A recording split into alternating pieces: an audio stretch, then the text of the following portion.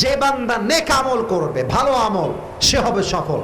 প্রশ্ন সবার জন্য, কিয়ামতের দিবসে, হিসাব দিবস যখন শুরু হবে, জান্নাতে যাওয়ার জন্য 100 আমলে কত আমল লাগবে কে বলতে পারে? 150 মানে হচ্ছে 51, 51। আমি সবার থেকে জানতে চাই কত লাগবে? আরো জোরে, কত? 51, 51। এবার আমার 2 হাত দেখেন, দেখা যায়? এটা হচ্ছে ডান আমল। মুরব্বীরা একটু মুরব্বীরা প্লিজ আমার দিকে তাকান, মুরব্বী আব্বা জানরা, আপনারা বুঝলেই আমি খুশি, কারণ যুবকরা আমার কথা এরা এমনিতেই বোঝে, ঠিক কিনা বলে? মুরব্বীরা আমার 2 হাত দেখেন, যুবক ভাইরা সবাই 2 হাত দেখেন। এটা হচ্ছে ডান আমল, এটা হচ্ছে কথা কম, ডান আমল, এটা হচ্ছে ওজন দেওয়া হবে।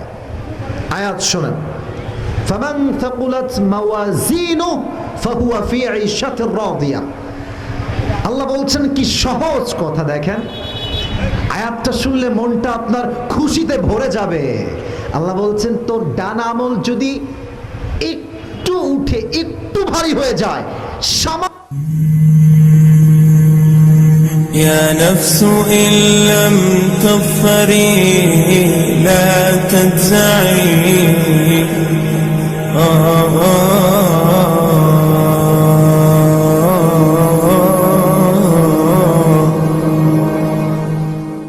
আজকে দুপুরে এই রোদের মাঝে, তাপের ভিতরেও আমি যা দেখতে পাচ্ছি, আজকের প্রোগ্রামে হাজার হাজার যুবকদের ঢল নেমেছে, ঠিক কিনা বলেন? আজকের প্রোগ্রামে আমরা সবাই বসতে পেরে খুশি না বেজার? অত্যন্ত সুন্দর পরিবেশ, সুন্দর জায়গা। যারা রোদের জন্য দাঁড়িয়ে আছেন, দাঁড়িয়ে থাকেন, কোনো সমস্যা নাই। বাট আবদার আমার একটাই, যেহেতু আজকে সময় আমি খুবই কম পাবো, আমরা ট্রাই করব শেষ পর্যন্ত ওয়াজ শুনে দোয়া করে তারপরে আমরা একসাথে বাসায় যাব। রাজি আছেন তো ইনশাআল্লাহ? ঝ্যানঝ্যানটা কমায় দেন, হ্যাঁ, যেটা একটু বাড়তি সাউন্ড কমায় দেন, মোটা রাখেন, মোটা বেসটা মোটা রাখেন, দ্যাটস পারফেক্ট। একটু মোটা রাখেন, মোটা রেখে একটু বাড়ায় দেন, আর ইকো বেশি ঝ্যানঝ্যান দিবেন না। এই তো মোটামুটি অনেকটা পারফেক্ট। আর একটু বেস বাড়ায় মোটা করবেন 2 সাইড থেকে। আজকের এই প্রোগ্রাম দ্বিতীয় বার্ষিক তাফসিরুল কোরআন মাহফিল, বেগমপুর কোরিয়াখালী যুব সমাজ ও প্রবাসীদের উদ্যোগে আয়োজিত। আজকে এই প্রোগ্রামে আমার পূর্বে কথা বলেছে আমাদের প্রিয় ভাই, বিশিষ্ট ইসলামী চিন্তাবিদ হযরত মাওলানা রবিউল ইসলাম খুলনা, প্রভাষক মাহিদিয়া ফাজিল ডিগ্রি মাদ্রাসা সদর যশোর। প্রিয় ভাই আমাদের খুব স্নেহ করেন, খুব ভালোবাসেন।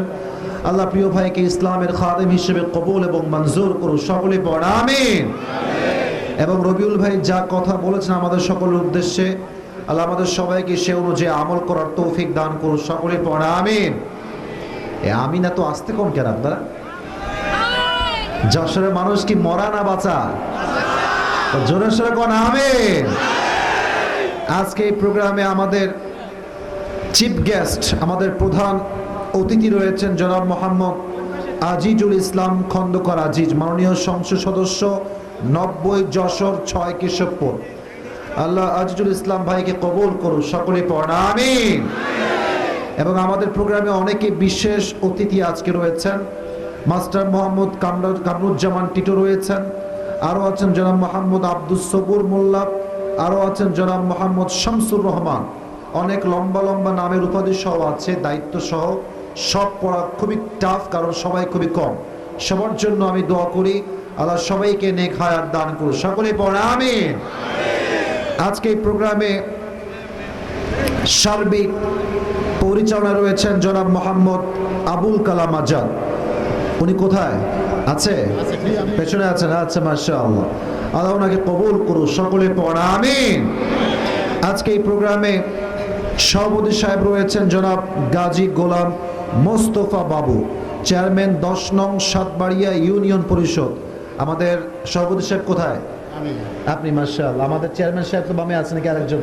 চেয়ারম্যান আরেকজন চেয়ারম্যান সাহেব নাম কি যেন? আনিসুর রহমান। আনিসুর রহমান চেয়ারম্যান সাহেব আমাদের বাম পাশে আছেন একজন, উনি আছেন। আচ্ছা ঠিক আছে, ওটা ঠিক আছে, ওটা দেখছি আমি। আর ডান পাশে আমাদের সভাপতি সাহেব বসে আছেন। আল্লাহ দুইজনকেও জাতির শ্রেষ্ঠ খাদিম হিসেবে কবুল এবং মঞ্জুর করুন, সকলে পড়া আমিন। এবং বিশিষ্ট আলেম ওলামা ইকরাম যারা আছেন তারা আমার স্টেজে আছেন, মান্যগণ্য ব্যক্তিরা আমার সাথে বসে আছেন। আমি সবার জন্য দোয়া করি আল্লাহ যশোরের কেশবপুরের প্রত্যেকটা আলেমকে এই জাতির শ্রেষ্ঠ সন্তান হিসেবে কবুল করুন, এই সকলে পড়া আমিন। আমি আর ভিন্ন কথায় যেতে চাই না, সময় আজকে খুবই কম। আপনাদের আজান দেয় 4:30, তাই না? 4:30 না আজান আজকে এখানে, না 4:45? যখনই হোক আজান একটু দেরি করে দেওয়ার ট্রাই করব। আজকে ওয়াজটা মন মতো শোনা লাগবে তো নাকি যুবক ভাইরা বলো? আর আমার একটা বিশ্বাস আছে, ওয়াজ যতক্ষণ পর্যন্ত হবে ততক্ষণ পর্যন্ত আমরা ওয়াজ শুনে তারপরে বাসায় যাব। রাজি আছে তো ইনশাআল্লাহ? তো আমার যশোরের কেশবপুরের যুবক ভাইরা আপনারা কেমন আছেন সবাই? তো যুবক ভাইরা আপনারা আমাকে চেনেন নাকি সবাই? অবশ্যই চেনেন, চিনবেন না কেন? আমি যা বলি তার 80% তো যুবক ভাইদেরকে নিয়ে বলে থাকি মাহফিলে, ঠিক কিনা? তো যুবকরা আমাকে একটু বোঝে ভালো, তো আমি একটু যুবকদেরকে বুঝি ভালো, তাই আমাদের কমিউনিকেশন একটু ভালো হয়, বোঝাপড়া একটু ভালো হয়। তো আজকের প্রোগ্রামে যুবকরাও আসছে মাশাআল্লাহ, সিনিয়র পিপল যারা মুরব্বী আব্বাজান তারাও আসছে। তো যুবক মুরব্বী যারাই আসছে এবং অনেক মায়েরা বোনেরা অনেক দূর থেকে আসছে দেখলাম, রিক্সায় করে, ভ্যানে করে, অনেকে দেখলাম আসতেছে ভ্যানে করে। তো প্রত্যেকটা মা বোনের জন্য আমরা দোয়া করি আল্লাহ প্রত্যেকটা মা বোনকে খাদিজার চরিত্রে চরিত্রবান হওয়ার তৌফিক দান করুন, সকলে পড়া আমিন। আজকে আমার কাছে সময় খুবই শর্ট, এই শর্ট সময় আমাকে তাফসীরও করতে হবে, যুবকদের উদ্দেশ্যে কিছু কথা আমাকে বলতে হবে। I think this is my responsibility, আমাকে দায়িত্বটা নিভাতে হবে। আমি শুরুতে যুবকদের জন্য কয়েকটা কথা বলছি, যুবক ভাইয়েরা কান খাড়া করে শুনবা। তোমাদের কথা শেষ হবে, দেন আমি আমার নির্ধারিত সূরা থেকে তাফসীর পেশ করা শুরু করব। যুবকদের জন্য আমার প্রথম কথা, এখানে যারা আসছো তোমাদের বয়স মেবি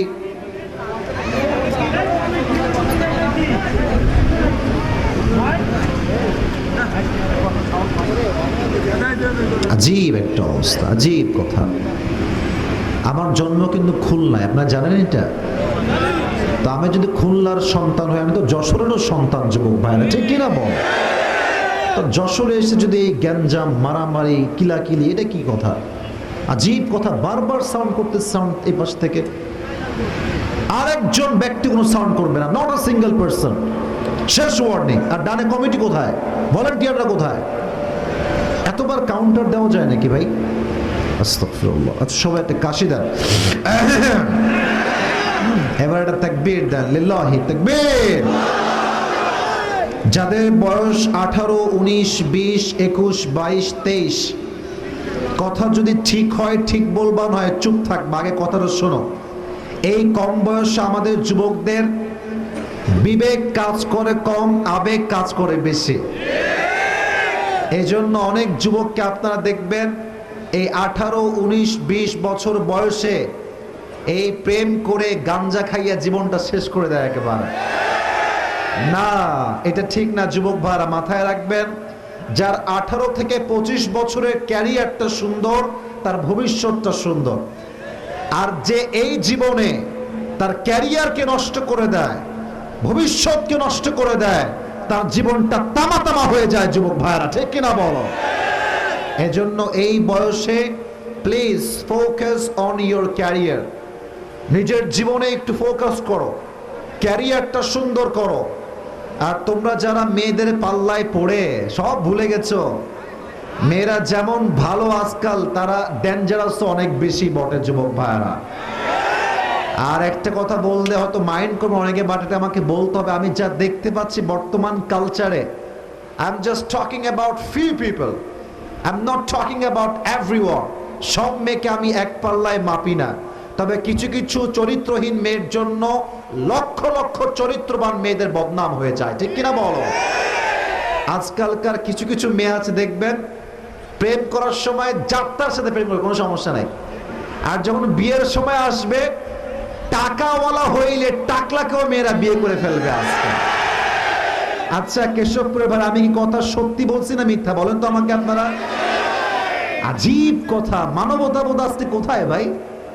বাবার চাইতে 8 বছরের বেশি বুড়াকে মেয়েরা বিয়ে করে ফেলে। হ্যাঁ, আর যখন সাংবাদিকরা বলে বাবা তুমি কেন কাজটা করলা, এটা তোমার বাবা না দাদার বয়সী, তো মেয়েরা বলে যে আমি তারে ফিল করতে পারি, তার আমার ভাল লাগে। বাটপারি করার জায়গা পান না, তাই না? It's not about feelings matter যুবক ভাইরা, it's all about money matter and nothing else. ঠিক কিনা বলো? এই জন্য আমার বোনরা যারা আমাকে শুনছেন ডানে বামে সামনে পর্দা থেকে, মেহেরবানি করে, this is my request for all the women, for all the girls, please listen to me with full concentration, pay your attention, মনোযোগ দেন। বিয়ের ক্ষেত্রে যেই মেয়ে জাস্ট টাকা দেখে বিয়ে করে, ওর জীবনে কোনো সুখ সে খুঁজে পায় না।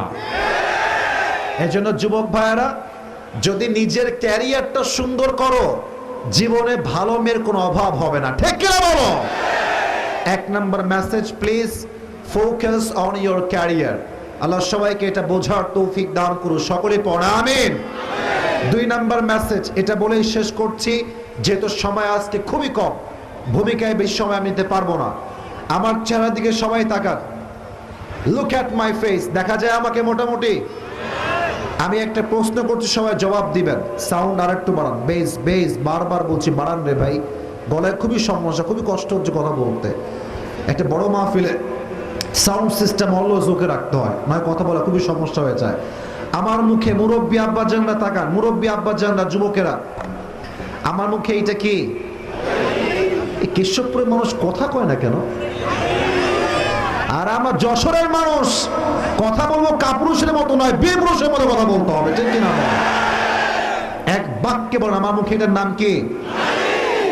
আমাকে অনেস্টলি এটা রিভিউ দেন। অনেকে তো ফুড রিভিউ দেন, আমাকে আজকে আমার দাড়ির রিভিউ দিবেন। আমাকে দাড়ি দেখে অসুন্দর লাগতেছে? আসতে বললেন না? আনস্মার্ট লাগতেছে? ব্যাকডেটেড লাগতেছে? যুবক ভাইরা বলো বলো না। আমি দাড়ি দেখে মনে করি আমি সবচেয়ে বেশি স্মার্ট। আমার একটা ব্যক্তিগত বিশ্বাস বলছি, যে মুরব্বীর দাড়ি আছে চাপ দাড়ি, কিংবা যেই যুবকের দাড়ি আছে চাপ দাড়ি, সে শুধু পুরুষ নয়, সে সিংহ পুরুষ। ঠিক কিনা বলো? এখন আমি যেটা বলতে চাই সেটা হচ্ছে অনেক মেয়েরা দাড়িওয়ালা যুবককে বিয়ে করতে আজকাল চায় না। তারা বলে দাড়ি আছে তাই আমার পছন্দ হয়নি, আনস্মার্ট লাগে, খ্যাত লাগে। আমি কথা আজকে বেশি সময় নিব না, ক্লিয়ার কাট কথা। যশোরের মানুষ কথা বলে সরাসরি, কোনো ভেজাল নাই। ঠিক কিনা বলা?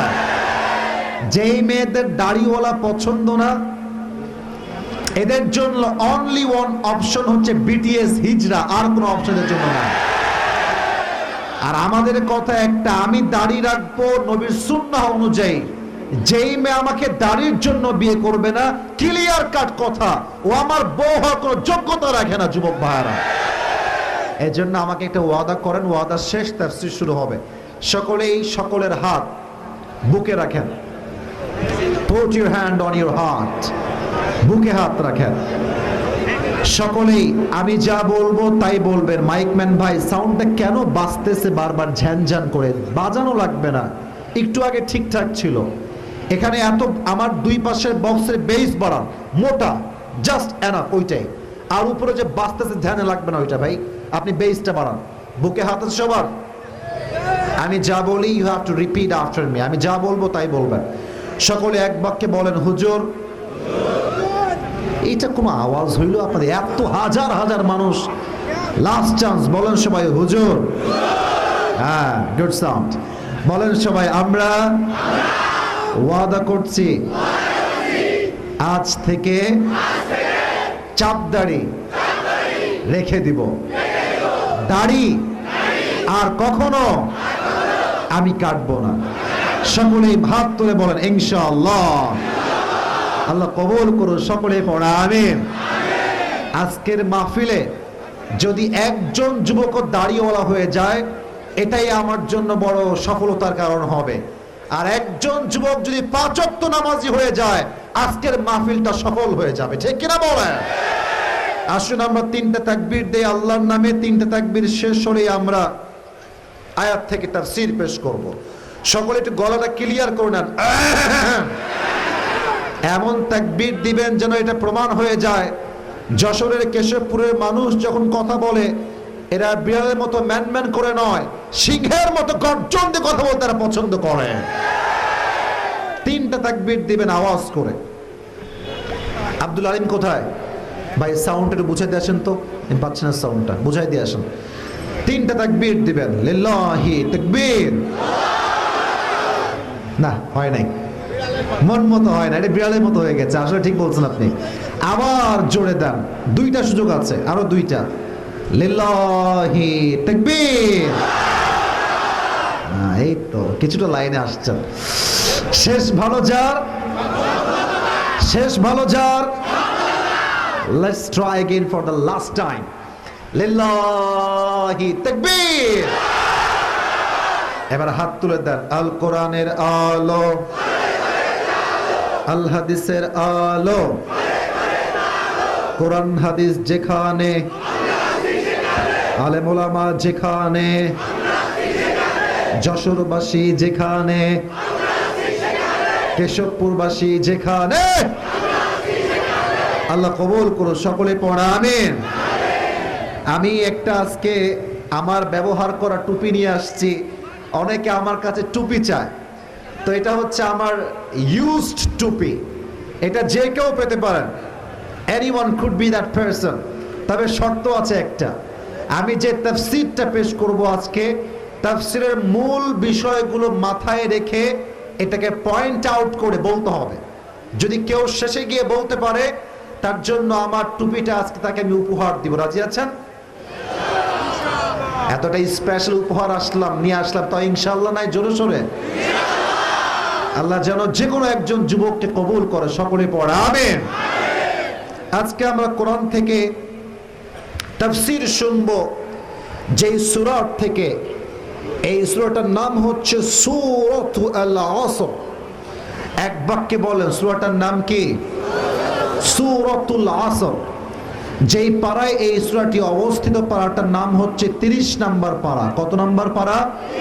30 নম্বর পাড়া। এই সূরাটা হচ্ছে 103 নম্বর সূরা। জোরে সোরে বলেন, কত নম্বর সূরা? এই সূরার আয়াত সংখ্যা হচ্ছে মোট 3টা। জোরে বলেন, হাত তুলে। কয়টা? আবার তোলে রিপিট করছি যেন আপনার পুরস্কার পেতে সহযোগিতা হয় আপনার জন্য। পারা নাম্বার 30। বল, পারা নাম্বার কত? সূরাটার নাম কি? কে বলতে পারে দেখি? আয়াত সংখ্যা মোট কয়টা? এই সূরাটা কত নাম্বার সূরা? 103। বলেন সবাই, কত? 3। 103। প্রত্যেকটা সূরা 2টি অংশে ভাগ হয়, হয় মাক্কি অংশে না হয় মাদানী অংশে। এই সূরাটা হচ্ছে মাক্কি পর্বের সূরা। কোন পর্বের সূরা যুবক ভাইরা? This is the basic knowledge about সূরাতুল আসর। এটা হচ্ছে একদম বেসিক নলেজ, প্রাথমিক ধারণা দিলাম আজকে। আজকে তাফসীরটা আমাকে খুবই শর্টকাটে করতে হবে, because I don't have long time. Very short time আমাদের কাছে আছে। যতটুকু পারা যায়, যতটুকু সম্ভব আমরা তাফসীরটা শুনে দোয়া করে তারপরে বাসায় যাব। রাজি আছেন তো ইনশাআল্লাহ? আসুন আমরা তাফসীরটা শুরু করি। এই সূরার ফজিলত বা বৈশিষ্ট্য হচ্ছে কয়েকটা শব্দের মাঝে, কয়েকটা ছোট্ট আয়াতের মাঝে আল্লাহ তাআলা এমন কিছু কথা বলেছেন যেন আল্লাহ তাআলা ছোট্ট একটা ঝিনুকের মাঝে পুরো আটলান্টিক মহাসাগর ঢুকে দিয়েছে। সুবহানাল্লাহ পড়বেন না আপনারা সবাই? আর একটা কথা মাথায় রাখবেন, এই সূরাতুল আসরটা আমাদেরকে সময়ের একটা শিক্ষা দিয়েছে। সময় মাথায় রাখবেন, সময় হচ্ছে পৃথিবীর সবচেয়ে দামি একটা জিনিস। ইমাম রাজি রহমতুল্লাহি আলাইহি লিখেছেন, একবার তিনি বাজারে বাজার করতে গেলেন। যখন তিনি সূরা আল আসরের তাফসীর লিখছিলেন, তো উনি লম্বা সময় ধরে তাফসীর লিখছেন সূরা আল আসরের। বাট তাফসীরটার উনি পরিপূর্ণ সারাংশ খুঁজে পান নাই। যখন তিনি বাজারে গেলেন দেখলেন যে ছোট্ট একজন দোকানদার আইসক্রিম বিক্রি করছে, আইসক্রিম, আর বারবার সে বলছে, আবার তোমরা বামে সাউন্ড করছো, এই আশ্চর্য, কথা বলো না ভাইরা আমার প্লিজ। সে বলছে আমার আইসক্রিম তোমরা কিনে নাও, আমার পুঁজি গলে যাওয়ার আগে আমার আইসক্রিম তোমরা কিনে নাও। তার মানে হচ্ছে এই, মনে করেন এটা হচ্ছে একটা আইসক্রিম বরফ, এটা যদি গলে পানি হয়ে জমিনে পড়ে যায়, এটা কি আর কোনো কাস্টমার কিনতে চাইবে? তাফসীর মনে হয় বোঝেন না, কিনতে চাইবে? চাইবে না। উনি বললেন এই তো আমি সূরা আল আসরের তাফসীর খুঁজে পেয়ে গিয়েছি। আমাদের জীবনটা হচ্ছে ইটস লাইক আইসক্রিম, বরফের মতো।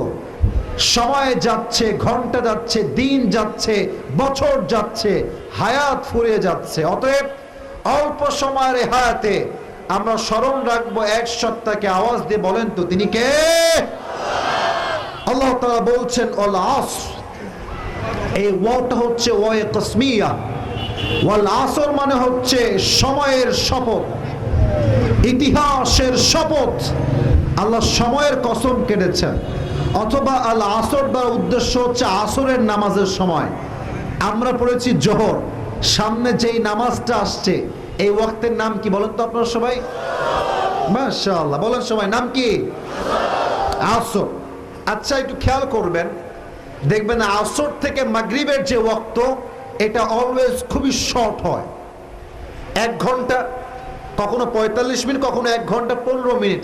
দেখবেন যে খেলতে নেমেছেন আপনি, কয়েকটা 6 মেরেই পড়ে, তার আগে আজান হয়ে গেছে। ঠিক কিনা বলো যুবক ভাইরা? এর দ্বারা উদ্দেশ্য হচ্ছে আসরের নামাজের সময়। কেন?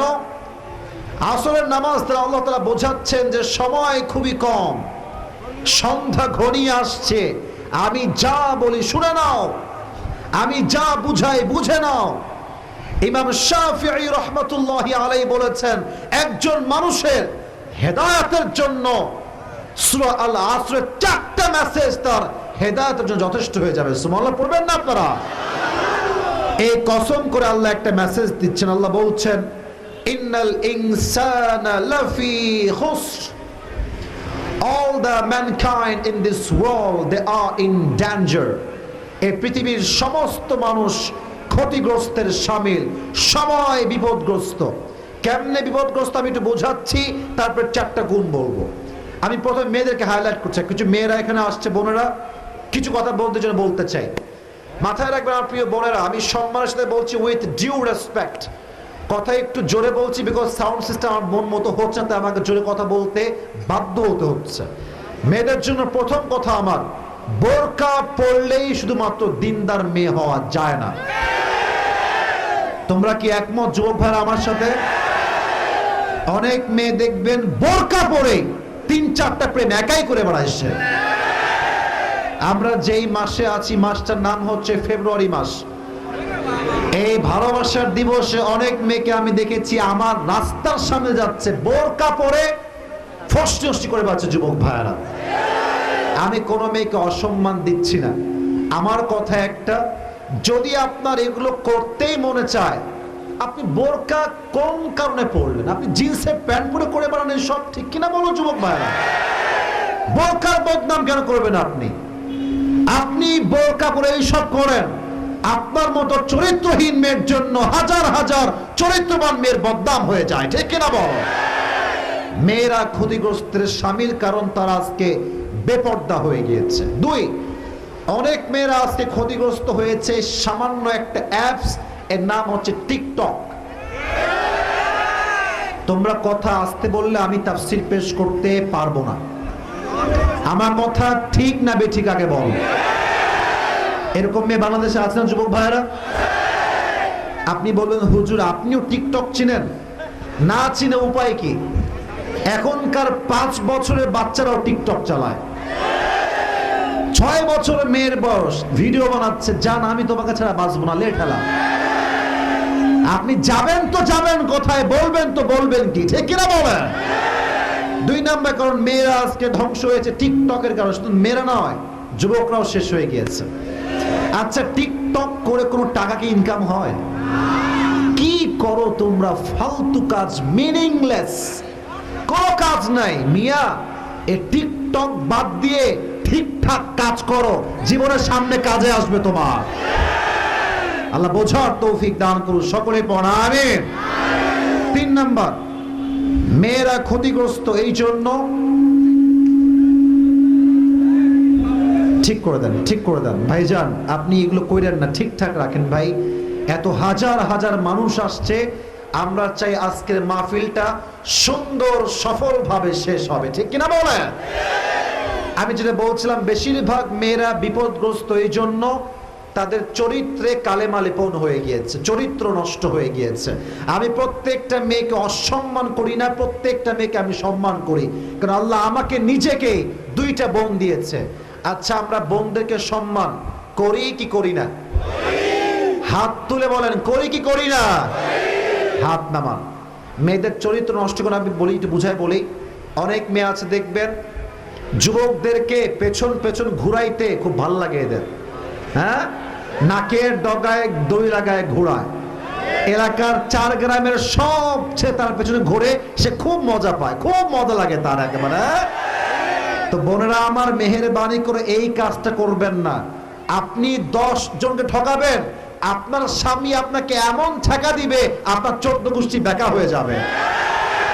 আর আমি একটা কথা বারবার বলি, যেই মেয়ে 3 ঘাটে পানি খেয়ে বিয়ে করবে, তার স্বামী 10 ঘাটে পানি খেয়ে তাকে বিয়ে করবে। তোমরা এত ঠিকঠাক বইলো না, তোমরা খুব বেশি সুবিধার না। আমার কথা আল্লাহর আয়াত অনুযায়ী, আল খাবিসাতু লিল খাবিসিনা ওয়াল খাবিসুনা লিল খাবিসাত ওয়াত তাইয়িবাতু লিত তাইয়িবিনা ওয়াত তাইয়িবুনা লিত তাইয়িবাত। তুমি 5 ঘাটে পানি খাবা যুবক, তোমার বউ 20 ঘাটে পানি খেয়ে তোমাকে বিয়ে করবে। যে যেমন তার বউ হবে তেমন। অতএব আল্লাহ প্রত্যেকটা মা বোনদের চরিত্রকে ঠিকঠাক করার তৌফিক দান করুন, সকলে পড়া আমিন। আল্লাহ তাআলা বলছেন সবাই ক্ষতিগ্রস্তের শামিল। আমরা পুরুষরা কেন শামিল, এটা বলতে আমি বড্ড লজ্জা পাচ্ছি, বড্ড আমার লজ্জা লাগছে, বাট আমাকে বলতে হবে। আপনারা কি আমার কথায় মাইন্ড করবেন নাকি? আপনারা নায়ের আওয়াজ তো ভাবসা ভালো মনে হচ্ছে না, মাইন্ড করবেন নাকি আপনারা? মুরব্বী আব্বাজানদের কাছে আমি আগে মাপ চাচ্ছি কথা বলার জন্য, মুরব্বীদের কাছে আমি মাপ চাচ্ছি, মুরব্বী যারা আছেন আমি এটার জন্য আগে মাপ চাচ্ছি, কারণ বলতে হবে আমাকে।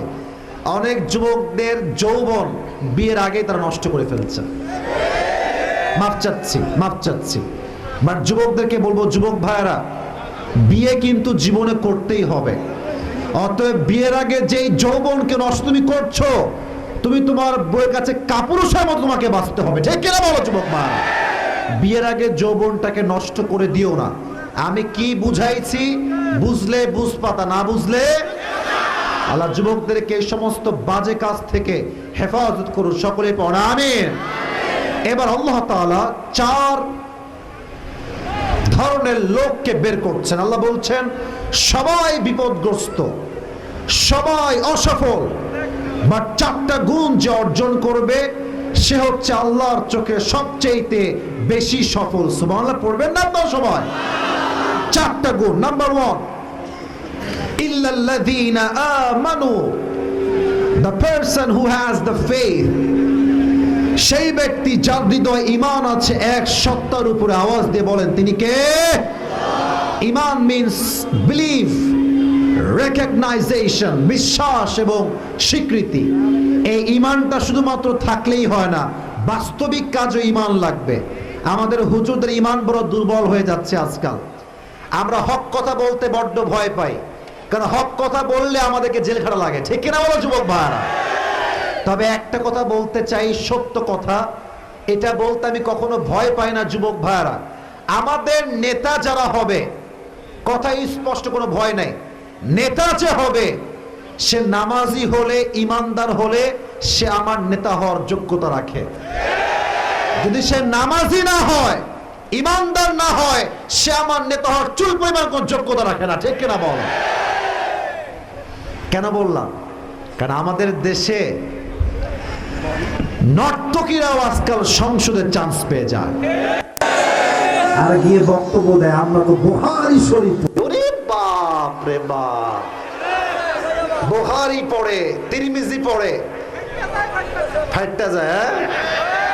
সারা জীবন নোংরামি করে মানুষের নেতৃত্ব দেওয়া যায় না যুবক ভাইরা, ঠিক কিনা বলো? অথবা আমাদের কথা একটা, ইমানদার হবে যে, নেতা হবে সে, ঠিক কিনা বলো? এবার একটা প্রশ্ন করি সবাইকে। সাহাবা একরামদের মাঝে একজন সাহাবী যাকে বলা হতো বীর পুরুষ, মহানায়ক, রাষ্ট্র খলিফা, যিনি অর্ধ জাহানের খলিফা ছিলেন, তার নাম কি কে বলতে পারে? তার ঈমান কি কম ছিল না বেশি ছিল? আমি কয়েকটা এক্সাম্পল দিচ্ছি, সব হাদিস বলার সময় আজকে আমার কাছে একদমই নাই। প্রথম হাদিস, ঈমান কাকে বলে দেখেন, আল্লাহর ভয় কাকে বলে একটু বোঝার ট্রাই করেন। আচ্ছা আমার দিকে সবাই তাকান, আমার দেহে যে জামাটা আছে এটা কি পাঞ্জাবি না জুব্বা? মুরব্বী আব্বাজান, যুবক ভাইরা বলেন দিকে, এটা কি পাঞ্জাবি না জুব্বা? জুব্বা। বুঝে বলছেন তো আপনারা কি? আমি একটু বুঝাই বলি, যদিও সবাই জানেন, বাট বুঝাচ্ছি হাদিসটা বলার জন্য। পাঞ্জাবি দেখবেন এই হাঁটু পর্যন্ত আসে, হ্যাঁ? হয়তো হাঁটুর উপরে অথবা হাঁটুর নিচে। হাঁটুর উপরে বলা হয় শর্ট পাঞ্জাবি, আর হাঁটুর নিচে গেলে বলা হয় লং পাঞ্জাবি। আর জুব্বা যেটা হয় অ্যারাউন্ড গোল হয়, আর এটার এই হাঁটু পর্যন্ত আসে না, এটা যায় টাকনু বরাবর, ঠিক কিনা বলো যুবক ভাইরা? আচ্ছা এবার হাদিস শোনাই। একবার ওমর ফারুক রাদিয়াল্লাহু তাআলা আনহু মসজিদের মেম্বারে দাঁড়িয়ে জুমার খুতবা দিচ্ছেন। লম্বা একটা জুব্বা পরে আছেন তিনি। তার জুব্বা এত বেশি লম্বা, তার জুব্বাটা ঝুলে টাকনুর নিচে এসে ঝুলে আছে জমিনের সাথে। মাঝখান থেকে একজন যুবক দাঁড়িয়ে গিয়েছে খুতবার মাঝে, দাঁড়িয়ে বলছে, ওমর একটা প্রশ্ন আছে আমার, অবজেকশন। বলো কি অবজেকশন? তুমি যেই জুব্বাটা পরে আছো, তোমার জুব্বা এত লম্বা কেন? তুমি কি রাষ্ট্রের টাকা মেরে খেয়েছো? নাউজুবিল্লাহ পড়বেন না আপনারা ভাইরা আমার, মন থেকে বলবেন। ওমর ফারুকের মতো একজন সাহাবী রাষ্ট্রের এক পয়সা মেরে খেতে পারে? পারে পারে পারে পারে পারে অসম্ভব, এটা হতেই পারে না। কিন্তু দেখেন ওমরের রিয়াকশন, আমার ফেস দেখেন, এত বড় বাজে কথা। উনি তো চাইলে ফাঁসির আদেশ দিতে পারতেন, বলেন এখন পারতেন না? পারতেন না? কোথায় ফাঁসির আদেশ? উনি এই কথা শুনে সামান্য একটা মুচকি হাসি দিয়ে সবর ধারণ করলেন। সুবহানাল্লাহ পড়বেন না আপনারা? আর আমাদের দেশে এই কথা প্রধান ইয়ে তো বহুত বহুত দূর কি বাত হে, এলাকার কিছু পাতি চামচা আছে, এরা কথায় কথায় বলে, তুই আমাকে চিনিস? আমার বাড়ি কোথায় তুই জানিস? বেটা, যে নেতার পরিচয় বড় হয় সে কখনো ভালো ব্যক্তি হতে পারে না। যে নিজের পরিচয় বড় হয় সেই তো বীর বাহাদুরের সন্তান। ওমর ফারুক কোনো বাহাদুরি নাই, চুপচাপ দাঁড়িয়ে আছে, তার পাশে তার সন্তান আছে। হাদিসে আসছে ইসমুহু আব্দুল্লাহ ইবনে ওমর, তার নাম হচ্ছে আব্দুল্লাহ ইবনে ওমর। দাঁড়িয়ে বলছে, এই ভাই দাঁড়ান, জবাবটা আব্বা না, জবাবটা আমি আপনাকে দিচ্ছি। কি জবাব? বলছে, আব্বা তো এক টাকাও মেরে খান নাই, তবে জুব্বা লম্বা কেন হলো আমি আপনাকে স্টোরিটা বলছি। প্রত্যেক বছর বাবার জন্য রাষ্ট্র থেকে একটা জুব্বা আসে। কেশবপুরের ভাইরা কয়টা জুব্বা আসে? বাবার জন্য একটা আসে, আমার জন্য মোট কয়টা হইল? দুইটা। তো এই বছর যে জুব্বা আব্বাজান পেয়েছেন, ওমর ফারুক ছিলেন অনেক লম্বা একজন সাহাবী, সুদর্শন পুরুষ। সুবহানাল্লাহ পড়েন আপনারা সবাই। তো যখন জুব্বা তিনি পেয়েছেন, জুব্বা যখন গায়ে দিয়েছে, দেখছে জুব্বাটা এই হাঁটুর সামান্য নিচে আসে, টাকনুর থেকে অনেক অনেক উপরে। রাষ্ট্রের প্রাইম মিনিস্টার, প্রধানমন্ত্রী যদি জুব্বা পরে পাঞ্জাবির মতো, কেশবপুরের ভাইরা, একজন রাষ্ট্রপ্রধানের ব্যক্তিত্বের সাথে এটা কি যায়?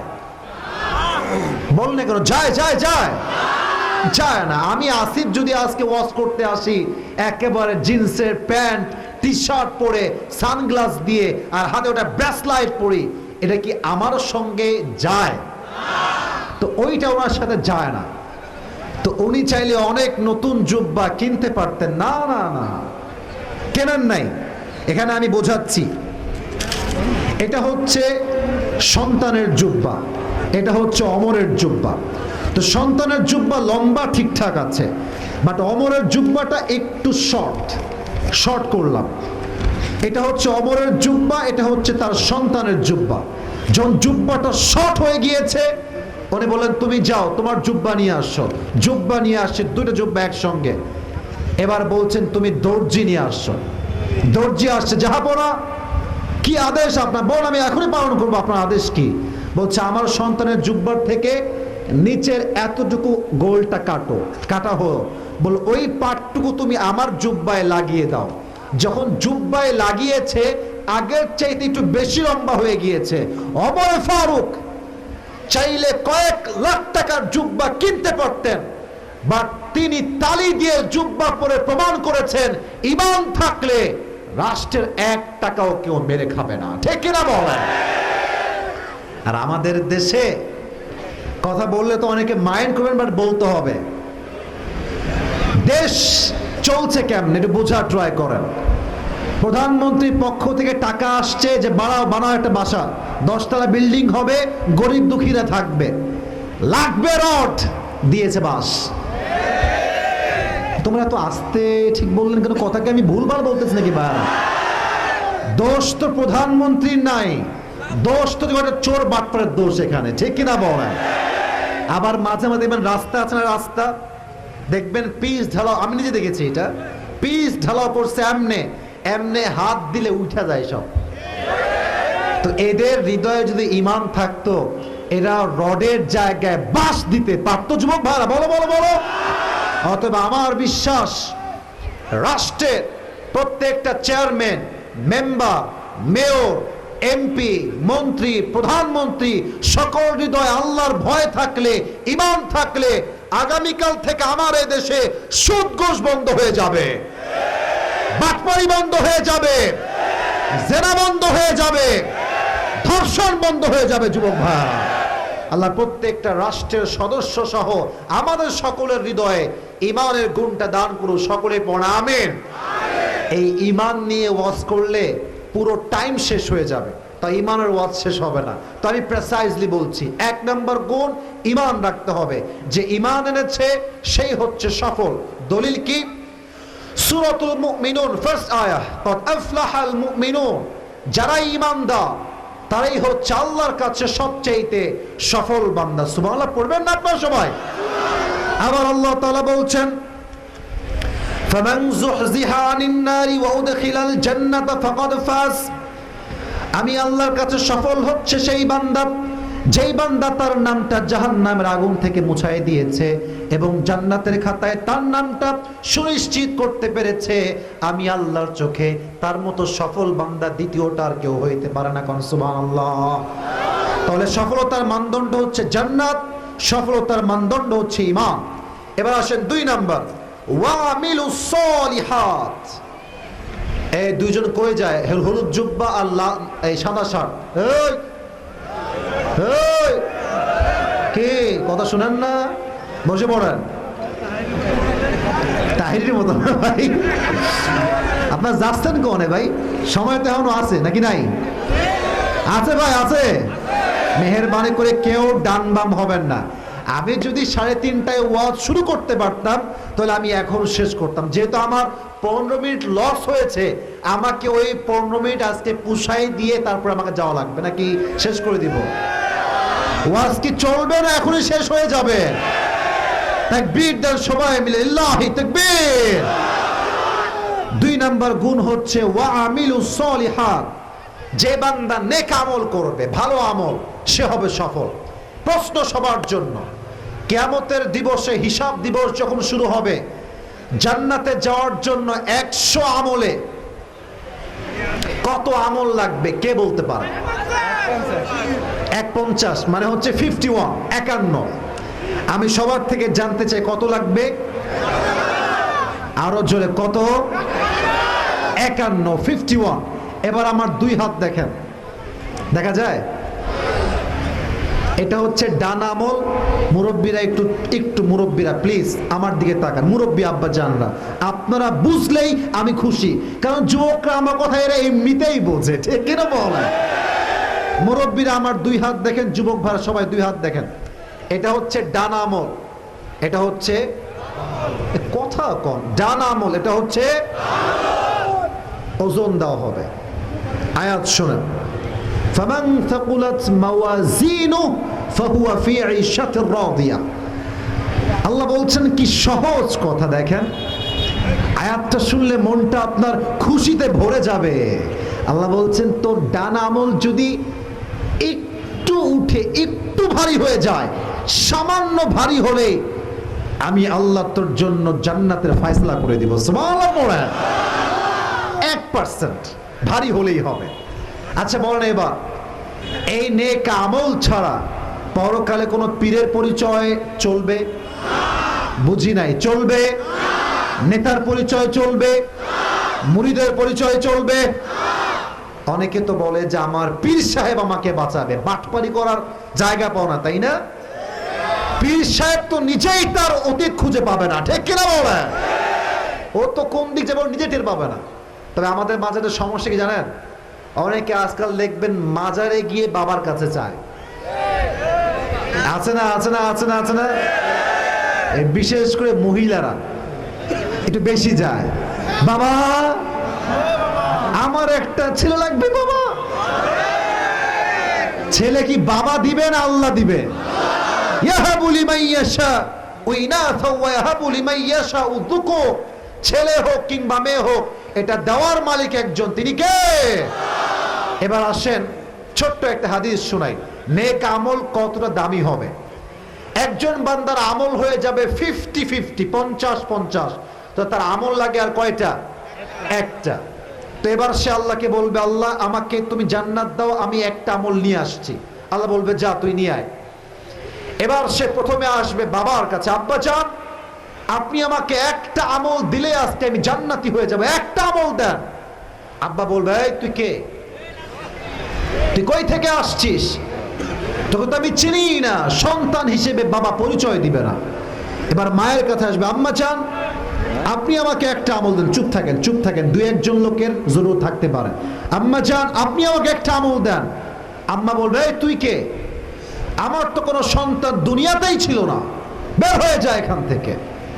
বাবা দিবে না, মা দিবে না, ভাই দিবে না, বোন দিবে না, বউ দিবে না। ইয়াউমা ইয়াফিরুল মারউ মিন আখি ওয়া উম্মিহি ওয়া আবিহি। সন্তান তার মাকে চিনবে না, মা তার সন্তানকে চিনবে না, ভাই তার ভাইকে চিনবে না। একটা আমল লাগবে জান্নাতে যাওয়ার জন্য। সে হতাশ হয়ে যাবে, একটা আমল পাবো কোথায়? হঠাৎ করে একজন যুবক আসবে তার কাছে, বলবে এই টেনশন কিসের তোমার, তুমি এতটা হতাশ কেন? বলবে ভাইজান জান্নাতে যাওয়ার জন্য I just need on this to enter in the paradise. একটা আমল লাগবে, একটা আমল পেলে আমি জান্নাতি হয়ে যাব। সেই যুবকটা বলে ভাই তোমাকে ওই একটা আমল আমি দান করব। সুবহানাল্লাহ, জোরে সে করতে পারলেন না আপনারা? সে বলবে তুমি দিবা মানে? বাপ দেয়নি, মা দেয়নি, কেউ দেয়নি, তুমি কেন দিবা আমাকে? বলবে ভাই তুমি কি নিবা নাকি নিবা না তাই কও আগে। বলে ভাই দেন দেন, আমার লাগবে এটা। নিয়ে আল্লাহর কাছে দৌড় দিবে, ইয়া আল্লাহ আমার একটা আমল দরকার ছিল, আমি একটা আমল পেয়ে গিয়েছি, আমাকে এখনই তুমি জান্নাতে প্রবেশ করাও। আল্লাহ বলবে কিরে তোর এই একটা আমল তোকে দিয়েছে কে? বাপ দেয়নি, মা দেয়নি, দিল কে তোকে? বলবে হ্যাঁ দা আখি, এই ভাইজান আমাকে একটা আমল দান করেছে। আল্লাহ বলবে এই তোর মাথা ডাজন্ট মেক এনি সেন্স, তোর মাথা কি ঠিকঠাক আছে? বাপ দেয়নি, মা দেয়নি, সন্তান দেয়নি, তুই কেন দিয়েছ একটা আমল? ও বলবে আল্লাহ আমার কাছে আমল আছেই মাত্র একটা। আমার কাছে আমল আছে কয়টা? আমি জানি যে আমি কনফার্ম জাহান্নামী। এখন আমি ভাবলাম এই একটা আমল দিয়ে আমি আর কি করব, তো ভাবলাম যে আমি আমার ভাইকে একটু দয়া মায়া করে দান করে দেই। আল্লাহ বলবে ও আচ্ছা আচ্ছা, তুমি আমার চাইতে বেশি দয়াময় হতে চাও, তুমি আমার চাইতে বেশি মায়াময় হতে চাও? না না, I am the most merciful, ana Rahman, ana Rahim, I am the most gracious and I am the most kindful. আমার মতো দয়াময় মায়াময় প্রভু আর কেউ হতে পারে না। তোকে আজকে যে একটা আমল দিয়েছে, তুই যে একটা আমল পাইছিস, তুইও জান্নাতে যা। তোকে যে একটা আমল দান করে সাহায্য করেছে, তাকে নিয়ে দুইজন মিলে একসঙ্গে জান্নাতে প্রবেশ কর। ওয়া আমিলুস সলিহাত, ভালো আমলি কাজে আসবে। আল্লাযী খালাকাল মাউতা ওয়াল হায়াতা লিয়াবলুয়াকুম আইয়ুকুম আহসানু আমালা। 29 নম্বর পারা, 1 নম্বর পৃষ্ঠা, সূরাতুল মুলকের 2য় আয়াত। আল্লাহ বলছেন জীবন এবং মরণ উদ্দেশ্য একটা, কে কত ভালো আমল করতে পারে। আচ্ছা বলেন তো, আমি যদি আজকে রাতের বেলা 70 রাকাত তাহাজ্জুদ পড়ি, আমার ওযু নাই, জোরে কইতে পারেন না? হবে হবে হবে। আচ্ছা, ফর এক্সাম্পল, যশোরের এই কেশবপুরের মাঠ থেকে একজন মুরব্বী আব্বাজান 70 রাকাত নয়, ওযু করেছে, গোসল করেছে, পবিত্র হয়ে উত্তম জামা পরে ইখলাসের সাথে 70 রাকাত নয়, জাস্ট 2 রাকাত পড়েছে। আমার অজুবিহীন 70 রাকাতের দাম বেশি না মুরব্বীর অজুওয়ালা 2 রাকাতের দাম বেশি? 2 রাকাতের দাম বেশি। ওয়া আমিলুস সলিহাত, মেসেজ গুলো মাথায় বুঝায় না। আমল করলেই হয় না, আমলটা আমলের মতো হওয়া লাগে, ঠিক কিনা বলো? সামনে আসছে রমাজান, সামনে আসছে কি? আচ্ছা, আপনাদের এলাকার মসজিদ কোন দিকে? মসজিদটা এই সাইডে আছে স্যার? আচ্ছা, এদিকে, এবার এদিকে তাকান। যদি আপনাদের মসজিদে খতম তারাবি হয়, এদিকে, যদি খতম তারাবি হয়, হাফেজ নিবেন সেই হাফেজ যে কোরআনকে তার তিল সহ তেলাওয়াত করতে পারবে। ইন্টারভিউ হয় মসজিদে মসজিদে, সেই হাফেজকে সবচেয়ে বেশি দাম দেওয়া হয় যার 1 পৃষ্ঠা পড়তে আধা মিনিট লাগে। আর মুরব্বী মুসল্লিরা খুব খুশি, বাবা রে বাবা, কত ভালো হাফেজ গো, কিছুই বোঝা যায় না কি পড়ে। না না না, ভালো আমল যদি করতে চান মুরব্বী আব্বাজান, তেলাওয়াত ওয়ারাত্তিলিল কোরআন তারতিলা, তেলাওয়াত করতে হবে মদ গুন্না টান সহ, যেখানে যেমনটা আছে তেমনটা পড়তে পারলে আপনার তারাবি কবুল হবে, ঠিক কিনা বলেন? আল্লাহ সবাইকে ভালো আমল করার তৌফিক দান করুন, সকলে পড়া আমিন। সময় একদমই কম, শেষ করতে হবে। ওয়াতাওয়াসাউ বিল হক, 3 নাম্বার শেষ করছি বাবা, থামেন। 3 নাম্বার হচ্ছে, ও আচ্ছা ঠিক আছে, এটা মাথায় রাখলাম, ঠিক আছে। ওয়াতাওয়াসাউ বিল হক, যারা হকের পথে দাওয়াত দেয়, যারা হকের পথে অবিচল থাকে, তাদেরকে সফল বলে ঘোষণা করেছে একজন। আওয়াজ দিয়ে বলেন তো তিনি কে? 3 নাম্বার গুণ। 4 নাম্বার গুণ বলে আমি শেষ করে দিচ্ছি। পেছনে বসো, দেখেন তোরা কই যায়, বসে পড়ো, কেউ ডারমাম যাওয়া না, একজন ডারমাম হবে না। তাকবীর দেন, লিল্লাহি তাকবীর। আচ্ছা শোনেন, প্রশ্ন করি, এই মাহফিলটা আগামীতে হোক, এটা আমরা সবাই চাই কি চাই না? কমিটি কই, আপনার কোন না কেন? বলেন সবাই, আমরা চাই কি চাই না? কারা কারা চান দুটো হাত তুলে আল্লাহকে দেখা দেন। মাশাআল্লাহ, হাত রাখেন উপরে, উপরে হাত রাখেন, এমনি হাত রাখেন সবাই। এই মুহূর্তে আমি 4 নাম্বার গুণটা বলবো, কমিটির ভাইয়েরা প্যাকেট নিয়ে যাবে, যার কাছে যা আছে ভাড়ার টাকা বাদ দিয়ে সব দিয়ে দিবেন। রাজি আছেন তো? ইনশাআল্লাহ আপনারা দিয়ে দিবেন। আমি 4 নাম্বার গুণটা বলবো, পুরস্কার দিয়ে দোয়া হয়ে যাবে। যাও ভলান্টিয়ার্স, খুব দ্রুত যাও, একজন উঠে যাবেন না। কেউ যদি উঠে আমি ডিক্লেয়ার দিব, তাকে ওয়ার্নিং দিব তাকে। 4 নাম্বার গুণ, ওয়াতাওয়াসাউ বিস-সাবর, যে বান্দা ধৈর্য ধারণ করবে তাকে আল্লাহ তাআলা কিয়ামতের দিবসে ইন্নামা ইউওয়াফাস সাবিরুনা আজরাহুম বিগাইরি হিসাব, আল্লাহ তাকে বিনা হিসাবে জান্নাতে প্রবেশ করাবে। সুবহানাল্লাহ পড়বেন না আপনারা সবাই? বলেন তো, আমাদের জীবনে অনেকের দুঃখ, এই বাতাস লাগবে না, বাতাস বন্ধ করো। আমাদের জীবনে অনেকের দুঃখ কষ্ট আছে না নাই? এখানে অনেক যুবক আছে যারা ছ্যাঁকা খেয়ে বেকা হয়ে গিয়েছে। যুবক ভাইয়ারা, মাথায় রাখবা, যেই মেয়ে তোমাকে ছেড়েছে ধৈর্যশীল হও, ক্যারিয়ারে ভালো কিছু করো, ওর চাইতে 1000 গুণ বেটার অপশন আল্লাহ তোমাকে দান করবে, ঠিক কিনা বলো? ধৈর্যশীল হওয়া লাগবে প্রত্যেকটা সিচুয়েশনে। অনেক মুরব্বী আব্বাজান আসছেন যাদের সন্তানরা বেয়াদব হয়ে গিয়েছে, কথা শোনে না, আচরণ খারাপ হয়ে গিয়েছে, কথায় কথায় গালি দেয়। আপনার ধৈর্যশীল হয়ে দোয়া করবেন, এর বিনিময়ে আল্লাহ তাআলা আপনাদেরকে বিনা হিসাবে জান্নাতে প্রবেশ করাবে। সুবহানাল্লাহ পড়বেন না আপনারা সবাই? এজন্য কালেকশন করতে চাইলে একদম ভূমিকায় করতে হয়। একবার যদিও হয়েছে, এই জন্য যারা আয়োজন করছে বিশেষ করে 4 জন বেশি কষ্ট হচ্ছে। আচ্ছা ঠিক আছে, আচ্ছা প্রবাসীরা আয়োজন আচ্ছা ঠিক আছে, আচ্ছা এই দোয়া হয়ে যাবে। বসেন বসেন, ডান দিকে যারা যাচ্ছেন বেঈমানি করলেন আপনারা, বসে পড়েন। ইসলাম কে দিয়েছে এটা? সিস্টেম আছে, কাগজ আছে। আচ্ছা, একজন দান করেছে মাথার জন্য, এটা একজন দান করেছে 500, আল্লাহ কবুল করুন, সকলে পড়া আমিন। এবং অনেকে প্রশ্ন দিয়েছেন, দোয়া চেয়েছেন, সবারটা বলা পসিবল না। কে দিয়েছে এটা?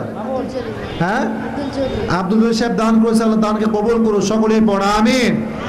আপনার দোয়া না করে যারা উঠছেন, কেশবপুরে আমি আর আসবো না, বেঈমানি করলে আমি আর আসবো না, কারণ আমার সঙ্গে আপনারা ওয়াদা করেছেন দোয়া করে যাবেন। বেঈমানি কেন করলেন আপনারা? আমি তো আমার ওয়াজটা আদায় করেছি, আমার কথা আপনারা কেন রাখবেন না? ইচ্ছা মতো উঠে গেল ডান বান দিয়ে বাদ দিয়ে যারা ছিল। দোয়া করে আপনারা যাবেন তো ইনশাআল্লাহ? ও জানা গেছে, যা, কোনো সমস্যা নাই। আমরা যারা এখানে বসে আছি, আমরাই হচ্ছে আসল শ্রোতা, ঠিক কিনা বলো যুবক ভাইরা? আমরা দোয়া করে একসঙ্গে যাব। যারা আছেন ভলান্টিয়ার্স ভাইরা, খুব দ্রুত আদায় করে নেন। আচ্ছা, আমি শেষ করে দেই।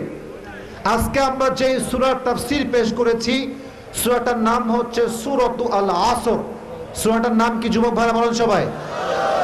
এই সূরাটা কত নাম্বার সূরা কে বলতে পারে? বসো বসো, আমি একটু পরে বলবো, পুরুষরা একটু পরে দিব।